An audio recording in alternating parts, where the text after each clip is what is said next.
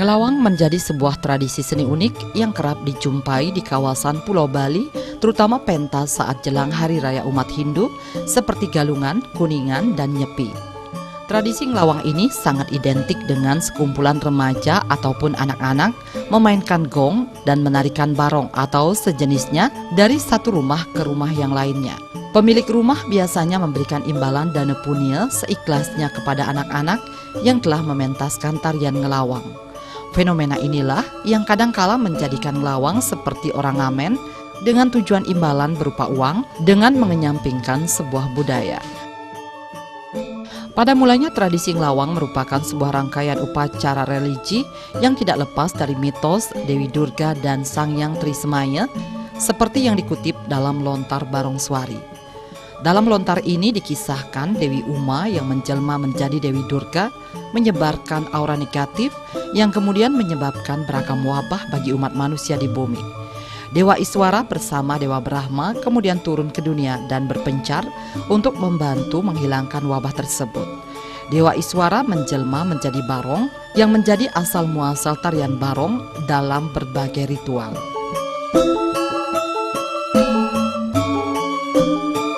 Tradisi ngelawang sangat sering kita jumpai pada saat periode hari suci tersebut. Manakala Hari Raya Galungan dan Kuningan tiba, kegiatan melawang pun datang.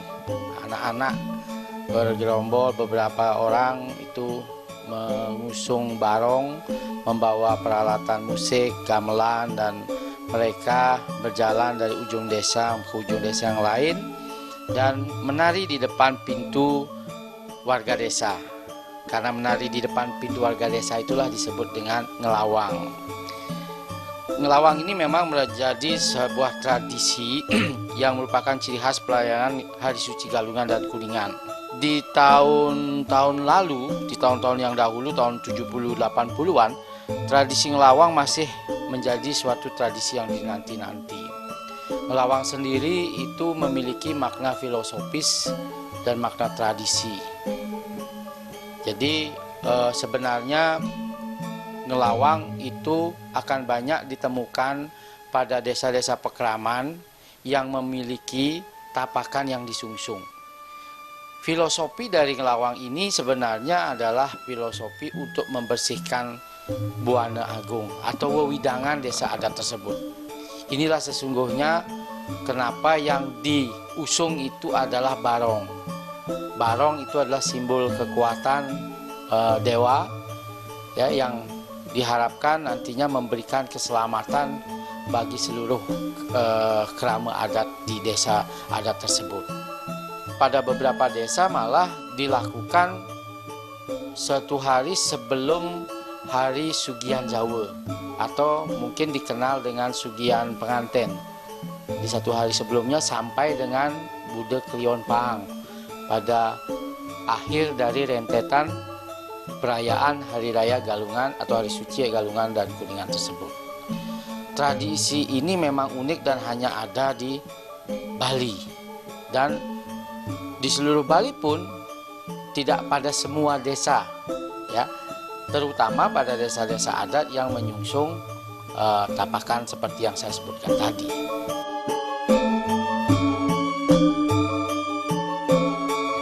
Jika dilihat dari suku kata, ngelawang berasal dari kata lawang atau pintu yang berarti pementasan yang dilakukan dari pintu ke pintu atau rumah ke rumah dengan menggunakan barong bangkung maupun macan.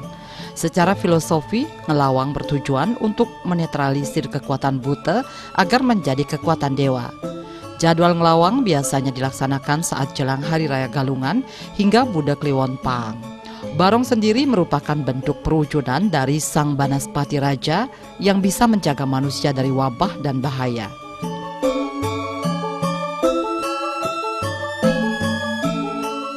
Dari arti kata ngelawang sendiri, lawang itu artinya pintu. Jadi ngelawang itu artinya menari di depan pintu. Jadi di depan pintu warga desa yang dilalui oleh kirab dari tapakan yang diusung. Dulu secara filosofis ngelawang itu adalah untuk membersihkan Buana Alit, Buana Agung dari keletahan dan meminta anugerahan Ide Betari yang disungsung agar desa Pakraman dan seluruh pengemponnya, seluruh warganya itu diberikan keselamatan. Nah, biasanya di masing-masing kepala keluarga, di masing-masing lawangan itu, di masing-masing pintu masuk warga desa, dulu itu akan dipersembahkan sebuah sesajen, persembahan kepada Ide Betari yang melawat, yang lewat. Nah, kemudian bahkan penarinya boleh untuk menyantap prasadam dari sesajen yang dipersembahkan kepada Ide Betari sungsungan yang sedang melawat dalam acara ngelawang tersebut. Ngelawang bisa dalam bentuk barong bangkung, barong ket, ya, kemudian berbagai macam barong yang sesuai dengan apa yang disungsung. Ada suatu daerah yang nyungsung barongket, maka bentuk barongketnya inilah yang akan dibawa diiring mesolahan ketika ngelawang. Ada yang barong bangkung. Jadi jenis barong mungkin tidak masalah, itu tergantung dari dreste di setempat. Tetapi intinya yang diusung adalah barong sebagai simbol dewa untuk membersihkan lingkungannya. Namun sejalan dengan perkembangan zaman terdapat pergeseran tradisi ngelawang. Kalau dulu ngelawang dipentaskan jelas dengan tujuan menetralisir aura negatif atau pengeruatan jagat, kini berubah bersifat hiburan semata yang ditarikan anak-anak dan terkesan seperti ngamen. Begitu pula barong yang dipergunakan dalam ngelawang ini bukanlah tapakan Ide Betari atau barong yang dipasupati, namun khusus untuk pertunjukan saja. Pertunjukan lawang ini tidak semua daerah bisa ditemui, namun hanya di sejumlah daerah yang mana biasanya dilakukan anak-anak muda saat jelang hari raya.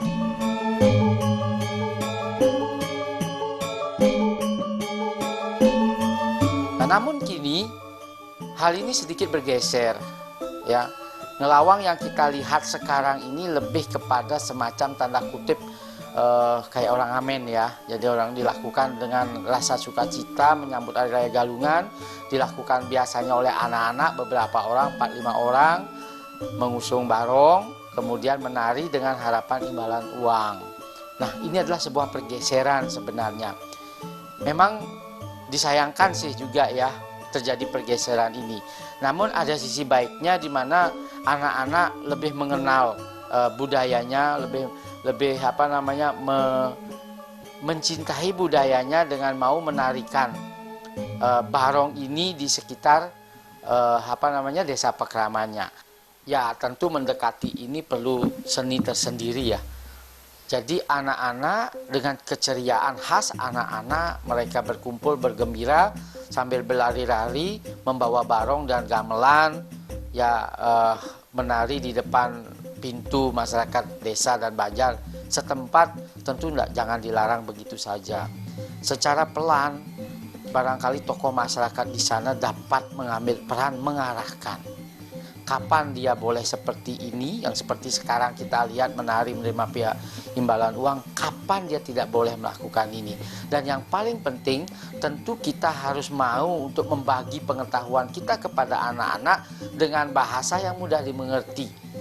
Anak-anak memiliki bahasa sendiri, anak-anak memiliki lingkungan sendiri, tentu cara pendekatannya berbeda dengan kita-kita yang sudah dewasa. Tetapi intinya adalah bahwa kita mau untuk menceritakan, untuk menyampaikan kepada mereka apa sih filosofi yang benar tentang ngelawang ini, dan apa yang mereka bisa lakukan untuk dapat berkontribusi dalam melestarikan tradisi ngelawang ini supaya tetap sesuai dengan filosofi yang sebenarnya. Memang benar. Kalau kita lihat, kalau kita ingin menemukan anak-anak ngelawang itu memang hanya pada daerah-daerah tertentu saja sekarang, ya.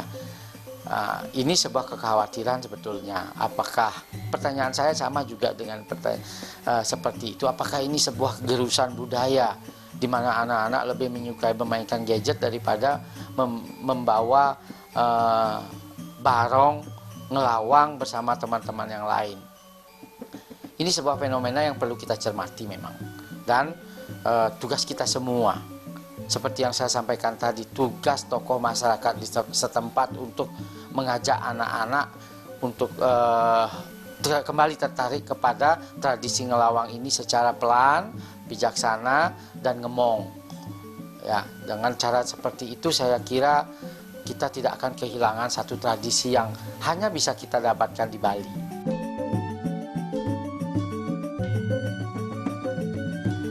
Meski terkesan seperti ngamen, namun ada hal-hal positif yang bisa ditarik dalam pementasan ngelawang kekinian saat ini.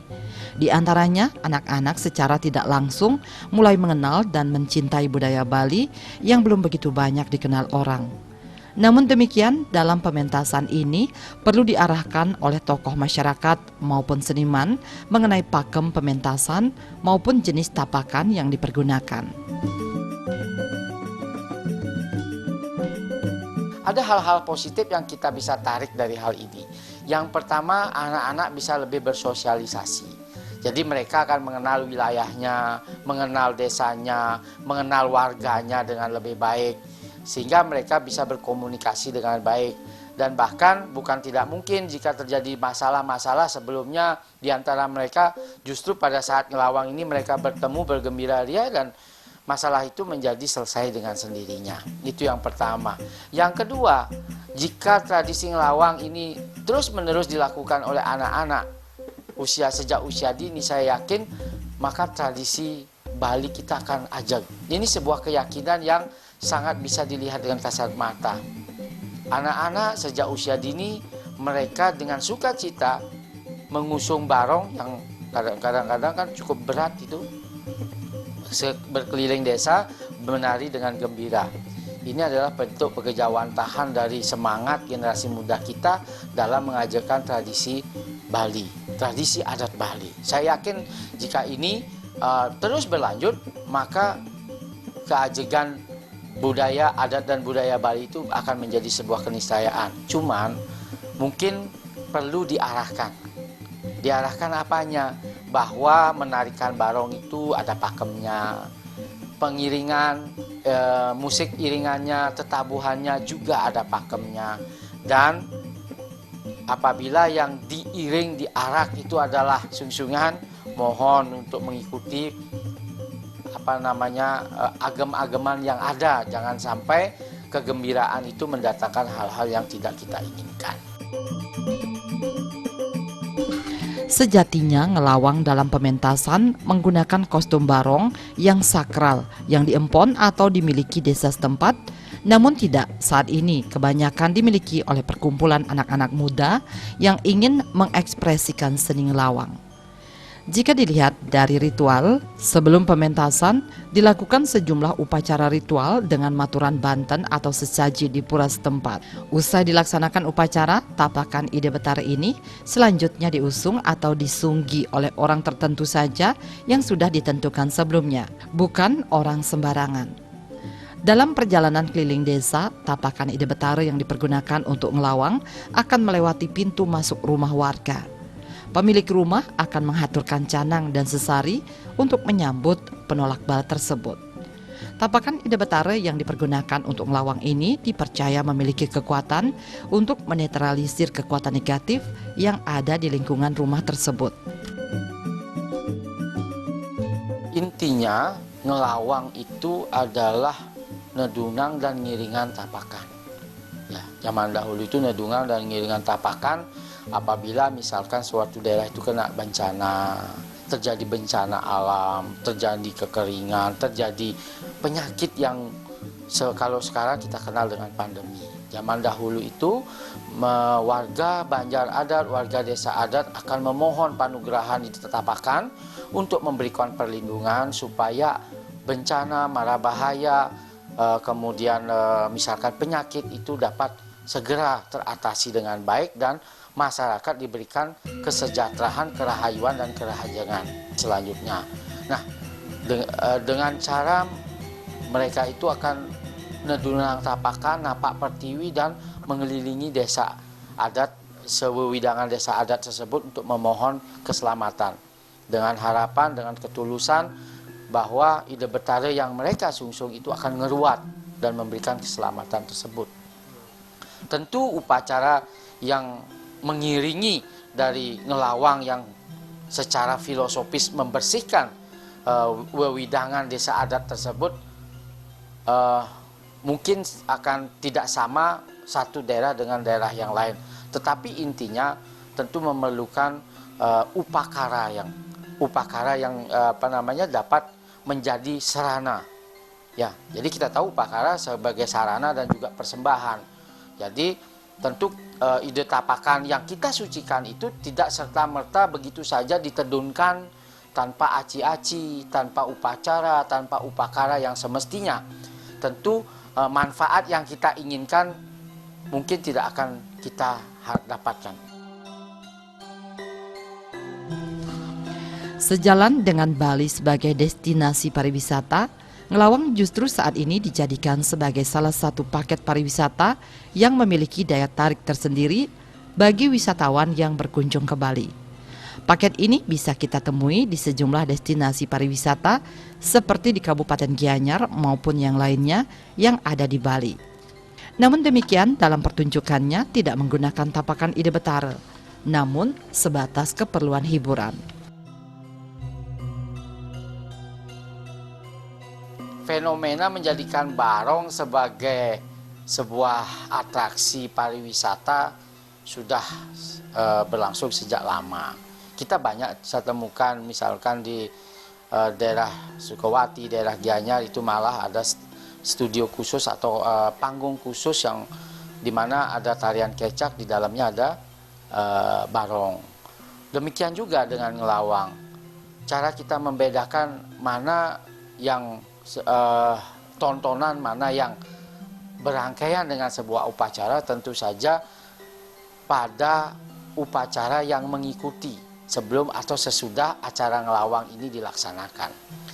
Apabila acara Ngelawang ini merupakan rangkaian dari sebuah upacara suci, tentu ada upacara yang dibutuhkan. Upacara untuk nedungang, upacara untuk ngelinggihang, dan barong yang disungsung pun atau yang dibawa pun adalah barong yang suci, yang sakral, disakralkan melalui berbagai ritual untuk mensakralkan, untuk memasupati, memberikan jiwa, menghidupkan, dan bukan sembarang barong yang bisa diusung dalam acara seperti ini. Berbeda halnya ketika Ngelawang, tradisi Ngelawang ini merupakan sebuah tontonan.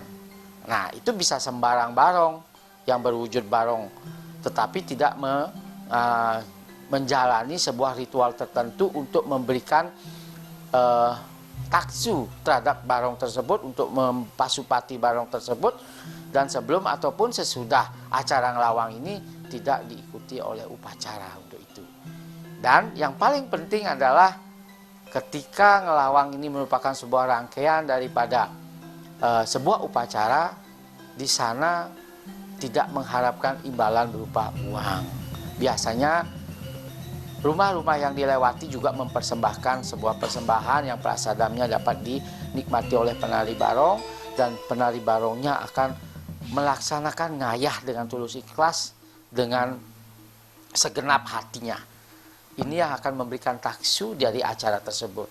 Jika barong tersebut hanya sebagai tontonan, itu dapat dilakukan oleh siapa saja yang berkenan untuk melakukan itu, dan di akhir tariannya biasanya mereka akan menerima uang berupa sumbangan-sumbangan dalam jumlah tertentu.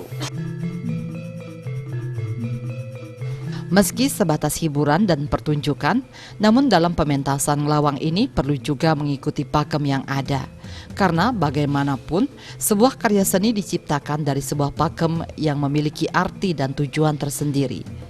Pakem inilah yang nantinya akan membuat sebuah pementasan memiliki taksu atau roh, sehingga lebih menarik dipentaskan dan ditonton warga. Namun jika pementasan tersebut tidak memiliki taksu, maka sebuah pementasan akan terkesan mubazir dan tidak memiliki daya tarik dari penonton.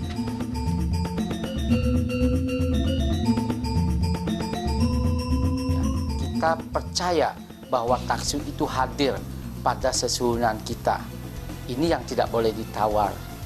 Nah, kemudian biasanya taksu-taksu tersebut akan dapat terjaga dengan baik apabila penyungsungnya mengikuti atau berperilaku yang baik, ya, bertoleransi yang tinggi, menjalankan adat istiadat sesuai dengan apa yang diputuskan oleh leluhur kita. Jadi kita memelihara taksu itu susah-susah gampang. Susahnya adalah bahwa kita akan harus mengikuti sebuah peraturan dalam tanda kutip yang ditentukan untuk menjaga kesucian taksu tersebut. Ya, gampangnya bahkan hanya dengan ketulusan hati, keteguhan kita untuk mempercayai taksu tersebut, maka taksu itu akan terjaga. Perlu peranan berbagai pihak untuk menjaga taksu ini, ya. Peranan pemerintah, peranan lembaga PHDI, peranan MDA, ya, Majelis Desa Adat, baik desa adat yang di tingkat provinsi maupun di tingkat desa dan banjar. Ini juga sangat berperan dalam menjaga taksu daripada budaya ini. Seluruh stakeholder mesti bekerja sama. Tidak bisa diserahkan hanya kepada MDA saja, tidak bisa diserahkan kepada pemerintah saja, tetapi masyarakat pun harus mau merawat taksu ini. Karena sesungguhnya masyarakatlah pelaku utamanya. Jika pelaku utamanya tidak lagi teguh, tidak lagi percaya diri, maka pemerintah, majelis desa adat tidak akan bisa berbuat apapun untuk itu. Jadi yang berperan penting dalam menjaga taksu bumi Bali ini sesungguhnya adalah masyarakat Bali itu sendiri. Godaan akan datang, tantangan akan datang dari mana saja untuk merongrong keajegan budaya kita. Sebagai bagian dari warisan leluhur, sudah seharusnya ngelawang dilestarikan. Namun demikian, haruslah dibedakan antara kepentingan ngelawang sebagai tontonan dengan tujuan ekonomi dibandingkan dengan ngelawang ide tapakan dengan tujuan pembersihan secara niskala dengan tujuan kedamaian umat manusia. Dua sisi ini tidak bisa dipisahkan, namun harus dibedakan sehingga adat dan budaya Bali tidak hilang.